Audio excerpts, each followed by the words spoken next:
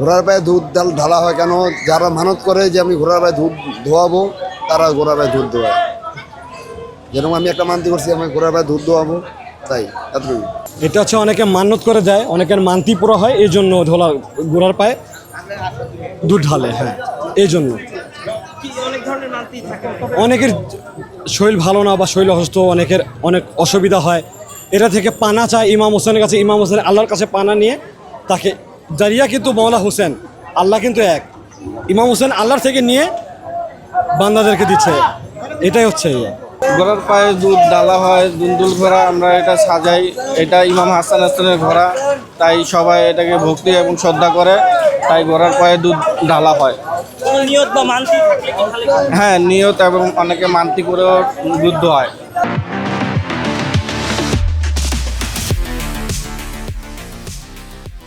একজন মানতি করে, যার যার মনের আশা যদি পুরো হয়, তা আবার আগামী বছর দেয়। যেমন কি কি? জীবন ধরেন আপনার বিয়ে হয় না, আপনি বিয়ে করতে পারবেন। জীবন কেউ সন্তান হয় না, আল্লাহর উসিলা সন্তান হয়, এটা উসিলা, আর কিছু না। যে কারবালার মরুপ্রান্তরে ইয়েজিদ বাহিনী দ্বারা ইমাম হোসেনকে হত্যা করা হয়, আজকে আমরা সেই ইমাম হোসেনের স্মৃতির স্মরণে এই ঘোড়া দুলদুল জুলজানা আমরা বের করি এবং ইমাম হোসেনের শাহাদাতের দিনকে আমরা সারা পৃথিবীর কাছে ছড়াইয়া দিতে চাই।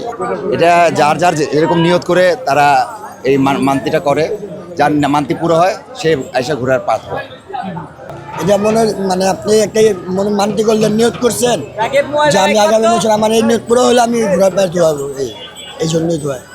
এটা আমাদের নিজেদের হাতে আমরা এটা তৈরি করি। এটা 72 শহীদের কারবালার নাম আছে এটার ভিতরে, বুঝছেন। এটা আমাদের প্রতি বছর এটা দাঁড়ানো হয়, এটা মওলা হোসেনের নামে। এটা আমাদের প্রতি বছর এটা আমাদের মিছিলের মধ্যে আমরা পালন করি এটাকে। হ্যাঁ, মহরম শেষ হলে এটা খুলে রাখা হয়, এটা আবার মহরম আসলে এটা আমাদের আবার করা হয়। আজকে আমাদের জুলুস এটা মনে করেন এখান থেকে আপনার জিগাতলা পর্যন্ত যাবে কারবালার, এখানে আমাদের মনে করেন শুরু, যাত্রা শুরু। এখন আমাদের জিগাতলা পর্যন্ত আমরা যাবো, জিগাতলা যে আমাদের শেষ হবে।